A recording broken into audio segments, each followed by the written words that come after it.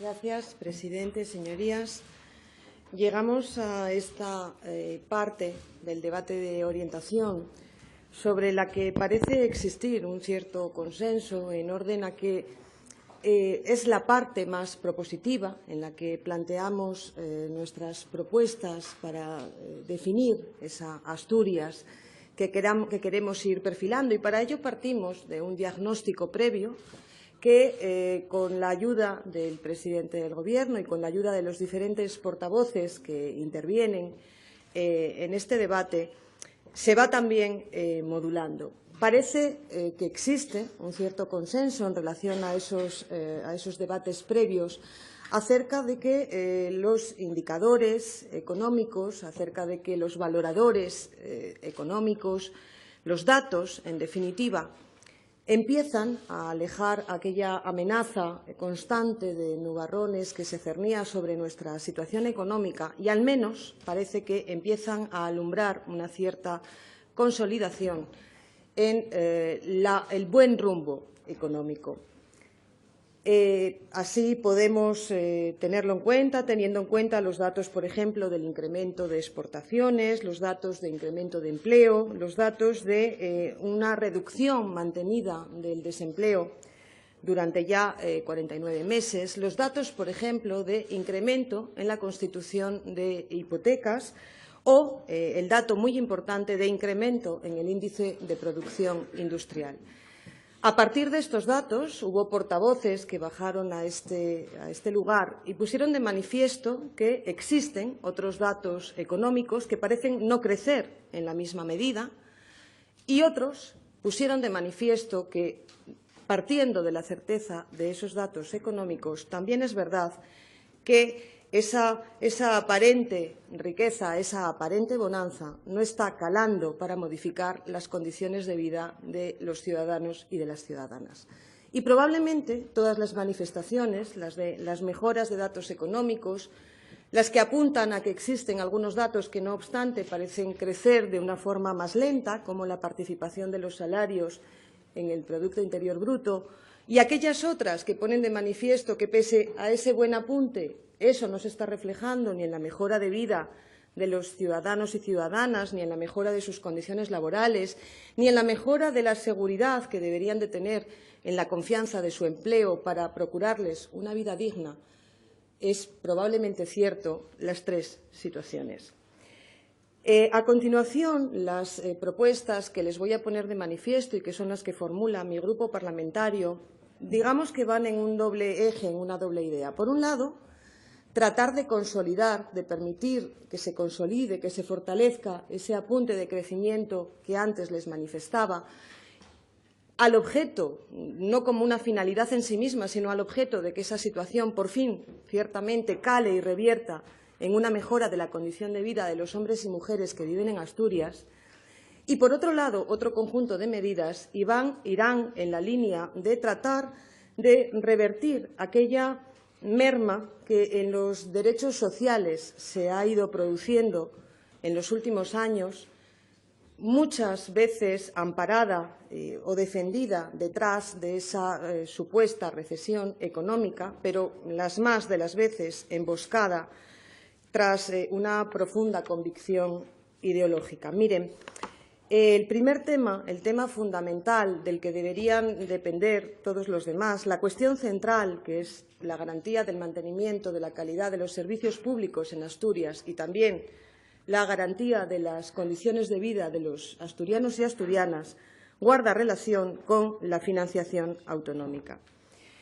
Si fuera necesario señalar una cuestión primordial para hablar de nuestro futuro, esta sería, sin duda, la cuestión de la que tendríamos que hablar. Y, en realidad, es la que viene ocupando el frontispicio de la actuación política en los últimos meses, bien sea de forma directa, bien lo haga de forma colateral, pareciendo que habla de otras cuestiones como de la independencia de Cataluña. En este sentido, con esta propuesta que formulamos el Grupo Parlamentario Socialista dirigida al Gobierno de la Nación y relacionada con la cuestión relacionada, insisto y valga la redundancia, con la financiación autonómica, queremos trasladarle al Gobierno las posiciones políticas de las que partimos, de las que parte el Grupo Parlamentario Socialista Asturiano, en orden a la regulación de esta financiación económica. Partimos, y ya lo hemos manifestado en numerosas ocasiones, de un modelo solidario y cooperativo que corrija ese desequilibrio vertical que ya existe y que ha venido comprometiendo de forma importante la posibilidad de las comunidades de financiar sus servicios, que se base en la necesidad de cada uno de los territorios y no en las posibilidades de recaudación de cada uno de ellos, que rechace el principio de ordinalidad, porque entendemos que eso para lo único que puede servir es para fomentar la competencia entre territorios y que, por tanto, camine de la mano de la búsqueda de una cierta armonización fiscal y que incremente la participación, además, de las comunidades autónomas en los impuestos de gestión estatal. También entendemos que es necesario que esas nuevas medidas que se establezcan para regular la financiación autonómica contengan mecanismos de revisión que sean dinámicos y que permitan mantener en todo momento la suficiencia de recursos. Cuando hablamos de financiación autonómica, hablamos de servicios públicos y cuando hablamos de la mejora y del mantenimiento de los servicios públicos, hablamos de financiación autonómica. En materia, por ejemplo, de sanidad, se presentan dos propuestas relacionadas, por un lado, la primera de ellas, con la necesidad que entendemos existe de que el Ministerio acometa la creación de un órgano que, liderado por el propio Ministerio, pero que, permitiendo la participación de todas las comunidades autónomas, tome decisiones en orden a la incorporación de fármacos innovadores. Fármacos innovadores que, en muchísimas ocasiones, con un altísimo coste y con una no siempre demostrada evidencia científica, están comprometiendo las posibilidades de financiación de muchas comunidades autónomas. Valga como ejemplo lo ocurrido va a hacer ahora 2 años en esta Cámara con la polémica creada en orden al pago de los medicamentos de la hepatitis. Esta es, por tanto, una cuestión sobre la que creemos que debe manifestarse el ámbito sanitario y sobre otra que guarda relación con una amenaza que afecta ya y que va camino de constituirse en un serio problema para todas las comunidades autónomas, independientemente de su signo político, y que guarda relación con la capacidad de reposición de los profesionales sanitarios. Unas políticas de reposición de profesionales no del todo adecuadas nos han llevado a un momento en el que se presenta ya una situación de déficit de determinados especialistas en todas las comunidades autónomas. Para llevar a cabo una política que pueda revertir esta situación se necesita, por un lado, el concierto del Ministerio de Trabajo para que agilice los trámites que permitan a profesionales extracomunitarios que se han formado en nuestro país acceder a las condiciones necesarias para poder trabajar aquí en España. Se precisa, además, que se haga un estudio pormenorizado en orden para determinar cuáles son esas especialidades en las que existe una merma real, al objeto de poder ofrecer más plazas MIR, y se exige, como ya se manifestó muchas veces en esta misma Cámara, que se lleven a cabo políticas flexibles en orden a permitir que determinados hospitales comarcales no pierdan la posibilidad de formar a especialistas en atención familiar y comunitaria. En el mismo sentido de la financiación, en la misma línea que antes les manifestaba y, por tanto, relacionado también con esta cuestión, es recurrente hablar de problemas de financiación cuando se habla de dependencia, de ley de dependencia. La financiación de la dependencia, la infrafinanciación de la dependencia por parte del Estado ha sometido a las comunidades autónomas en general y a la comunidad asturiana en particular a un sobreesfuerzo que evidentemente ha sido muy importante. Se han producido, además, recortes en el plan concertado de servicios sociales y es necesario, de todo punto, para garantizar que todos los ciudadanos y ciudadanas que viven en Asturias puedan acceder a aquellas prestaciones que se les reconoce en base a su grado de dependencia, es absolutamente necesario que se proceda a recuperar la financiación suficiente en este ámbito. También, en la misma línea, mi grupo, a través de una propuesta, solicita que se pongan en marcha políticas activas que deben venir también del ámbito estatal en materia de vivienda. Quizás la vivienda sea el asunto más concreto en el cual se demuestra cómo se ha producido una mercantilización de derechos. La vivienda, derecho reconocido constitucionalmente, pese a ello, ha sido objeto de una constante inversión especulativa. Es necesario, por tanto, que se pongan en marcha estas políticas activas de vivienda que, por un lado, devuelvan la categoría de préstamos subvencionables en el sentido en que venían recogidos en el anterior Plan de Vivienda 2009-2012. Pero, además, y de esto se conoce bastante en los ámbitos municipales, es necesario que se acometan también reformas fiscales que impidan que la concesión de ayudas, subvenciones de rehabilitación ocasionen problemas luego de doble contabilidad, problemas que les provocan la pérdida de derechos, la pérdida de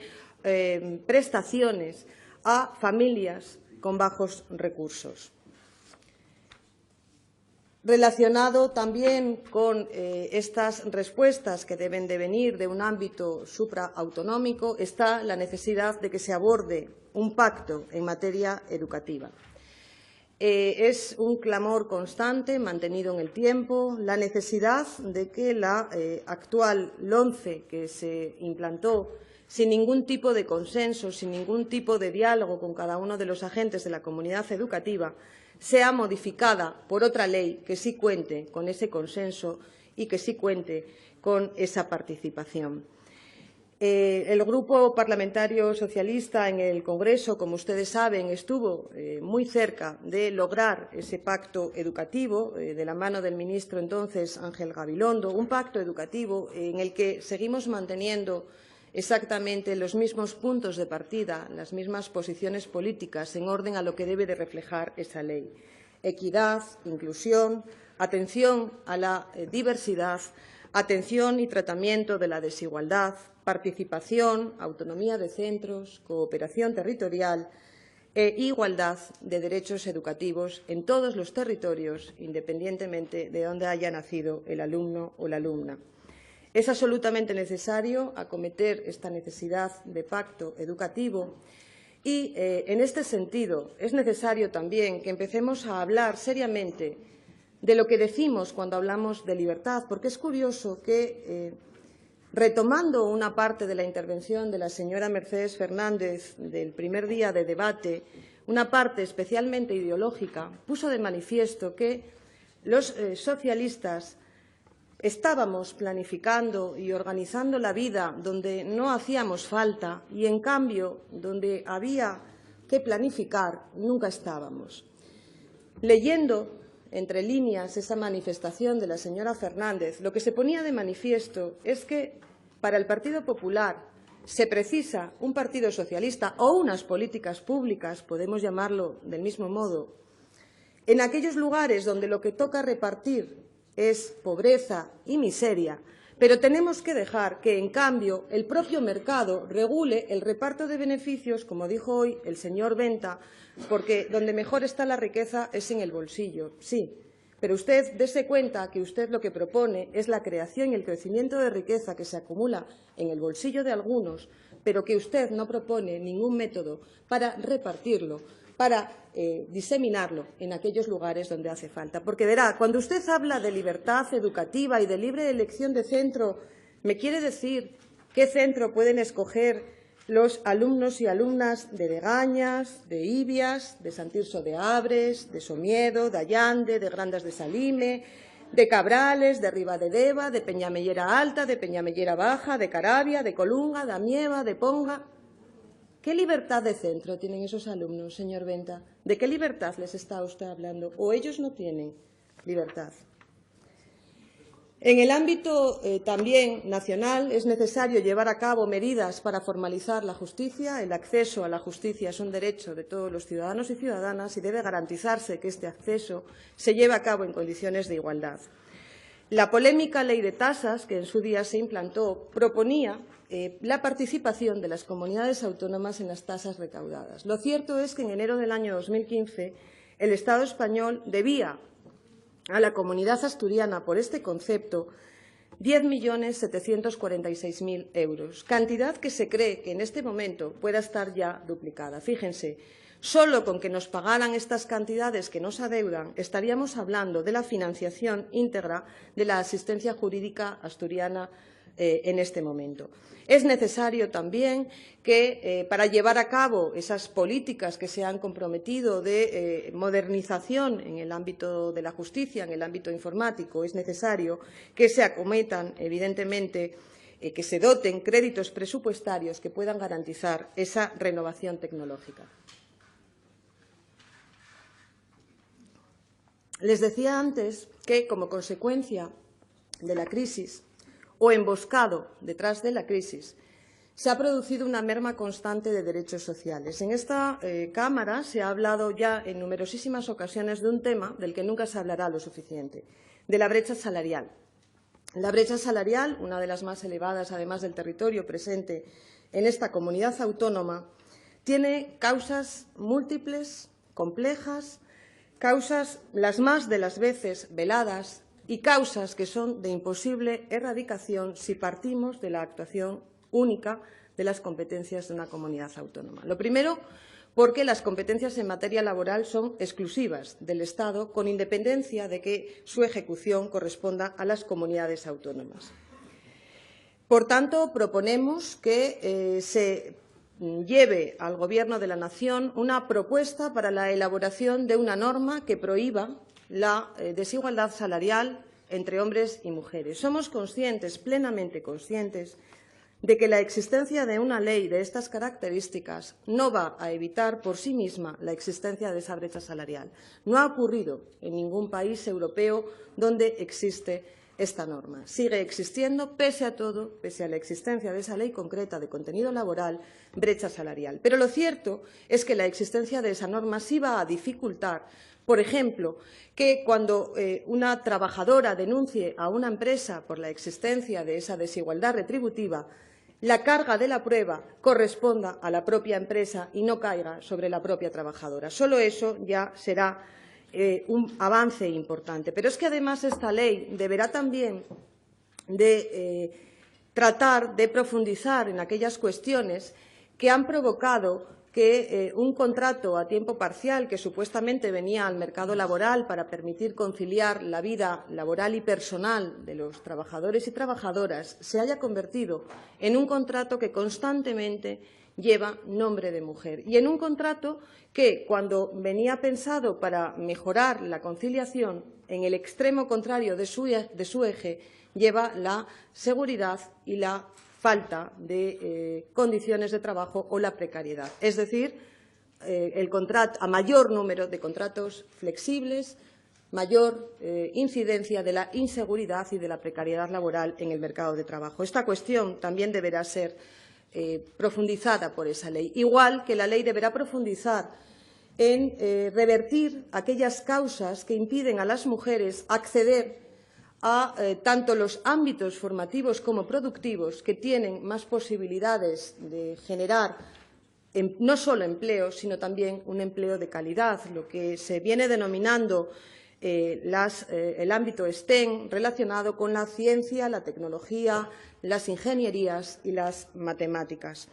Verán, y todo esto creo que tiene además una enorme importancia, porque tanto existe ya un consenso de todo ámbito, un consenso incluso internacional, en el sentido de que la Organización Internacional del Trabajo, por ejemplo, o el Instituto Europeo de Igualdad de Género han puesto ya de manifiesto que a igual inversión en políticas de igualdad que en políticas de empleo, las primeras tienen una capacidad de crecimiento económico y de impacto sobre el Producto Interior Bruto muy superior a las segundas. Decía antes que partíamos de la existencia de unos datos que, en principio, nadie podía negar, apuntaban un cambio económico y anunciaban una mejor situación económica.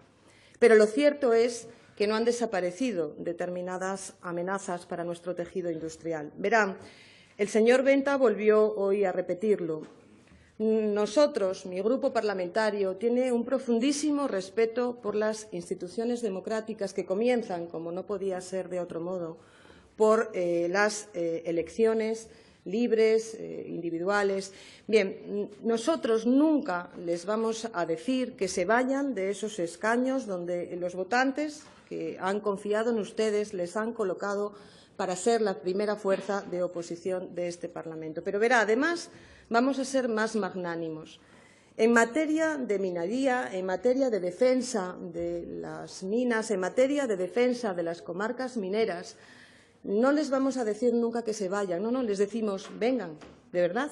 vengan con ese nuevo discurso contundente que quieren mantener en orden a la defensa de las comarcas mineras. Hagan lo suyo, interiorícenlo, pónganse a nuestro lado o detrás de nosotros, no hay ningún problema. Nosotros les vamos a enseñar una vez más cómo se parte de la teoría a la práctica en materia de defensa de las comarcas mineras. No se preocupen, lo vamos a hacer. Miren, en materia de carbón, la postura de la Federación Socialista Asturiana, la postura de los socialistas asturianos no permite ninguna interpretación ni permite ninguna duda.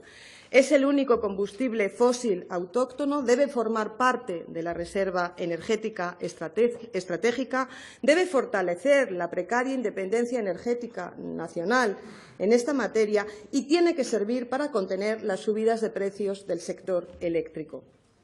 Con estas reservas, además, se deben facilitar la reducción de importaciones de energías que en este momento tienen un elevadísimo coste y que, por tanto, deben contribuir también a mantener el equilibrio de la balanza comercial. Y, sobre todo, tienen un componente evidente, un componente absolutamente necesario de tracción mecánica de las comarcas mineras. Por tanto, les decimos bienvenidos a este nuevo discurso contundente en defensa de la minería. Nunca seremos nosotros los que, para reservar un cierto protagonismo, les diremos que se vayan. Al revés, todos somos necesarios en la defensa de este sector y aprovechen esa contundencia de su discurso para decirles a los gobernantes de la nación que intensifiquen ante la Unión Europea las negociaciones para que se eliminen las condiciones que imponen la devolución de ayudas a la explotación. Mire, el Gobierno del PP ha hecho hasta ahora caso omiso de las propuestas del Gobierno de Asturias y de los Gobiernos de Castilla y León, pero no obstante, con ese nuevo discurso que veo que quieren abrazar, es evidente que aún podemos evitar esta condena. Es imprescindible asegurar en el proceso de transición energética a 2050 el mantenimiento y modulación, además, de la importancia del carbón autóctono en nuestra estructura energética nacional.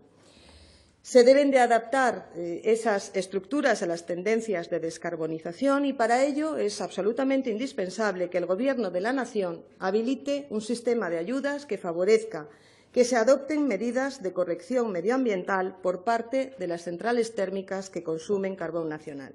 Porque verá, el cierre anticipado de esas centrales tendría unos efectos devastadores, unos efectos de consecuencias nefastas para el empleo y para nuestra capacidad industrial. Los socialistas asturianos lo tenemos absolutamente claro. Proponemos, por tanto, que su Gobierno, y estoy segura que con su nueva contundencia podrán convencerle, apruebe una normativa que regule y condicione el cierre de estas plantas, díganselo así al señor Rajoy y al ministro del ramo, subordinándolo a la seguridad del suministro y a la planificación existente en materia de energía y cambio climático. Les demandamos que busquen soluciones, proyectos y tecnologías comerciales de captura y almacenamiento de CO2 que permitan lograr durante el periodo de transición energética una combustión más limpia de las centrales térmicas existentes. En el mismo sentido, les pedimos también que propongan una solución administrativa rápida para poder poner en marcha la regasificadora del Musel, que como instalación puntera en esta materia va a tener sin duda una indudable atracción como polo de, valga la redundancia, atracción de otras industrias. Toda esta consolidación industrial, toda esta consolidación de nuestra estructura industrial debe de hacerse y en esto exhortamos al Gobierno de nuestra comunidad autónoma con absoluto compromiso de las directivas comunitarias en materia medioambiental. No puede ocurrir que el desarrollo industrial de nuestra comunidad figure en la parte contraria del eje de la sostenibilidad medioambiental. Ambas cuestiones es absolutamente necesario que en Asturias del siglo XXI vayan de la mano. Paso al apartado de infraestructuras. Verán, para los socialistas, y en este sentido hacía una crítica antes la señora Carmen Fernández de Foro, las infraestructuras no son un objetivo en sí mismo. Las infraestructuras sirven cuando sirven para garantizar el derecho de movilidad o para garantizar el crecimiento económico que, insistimos, debe revertir en los ciudadanos y ciudadanas. En este sentido, los constantes retrasos en la puesta en servicio de la variante de Pajares, los continuos cambios de criterio en torno al número de túneles, en torno a las opciones de ancho,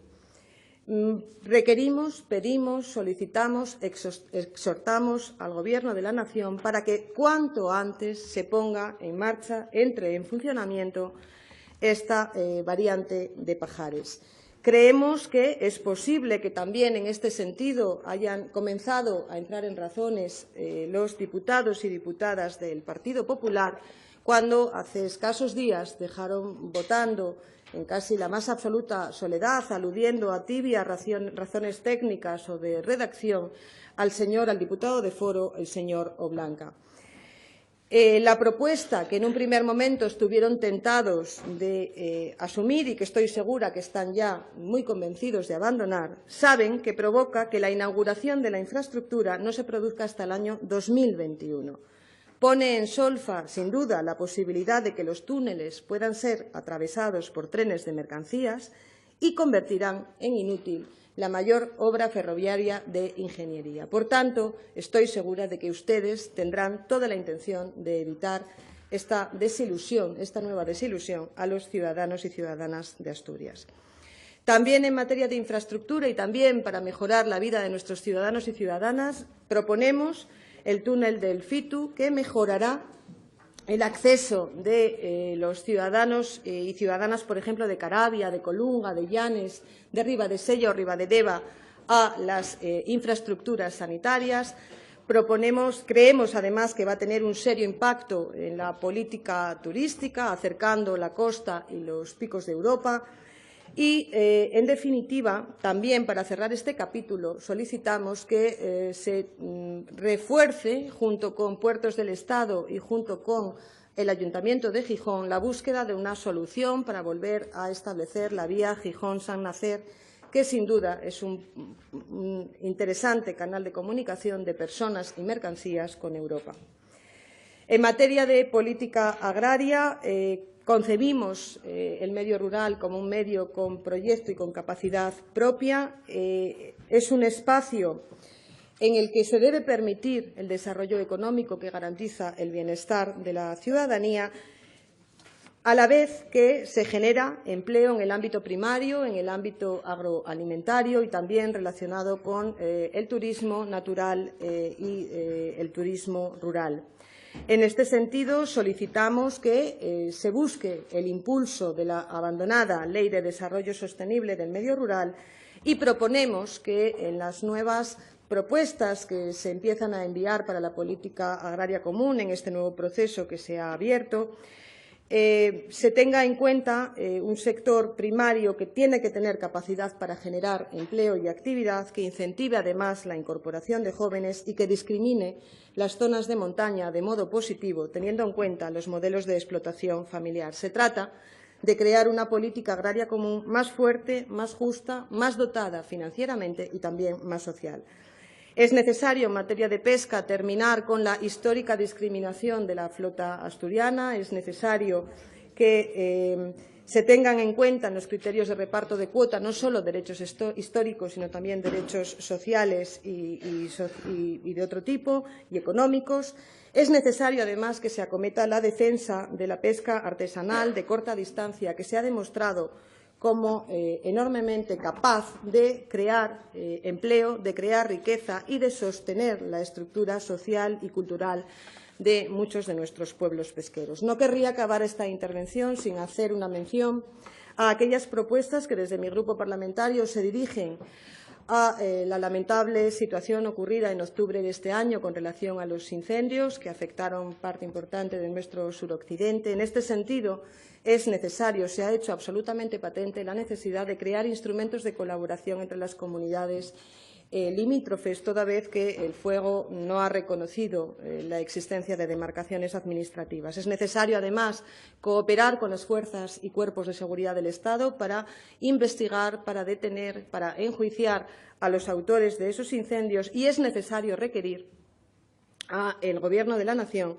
para que cuanto antes podamos recomponer esos recursos, tanto hidrológicos como forestales, que se han visto afectados por el fuego. Miren, he tratado de no ser exhaustiva. He tratado también de huir en la explicación de mis propuestas de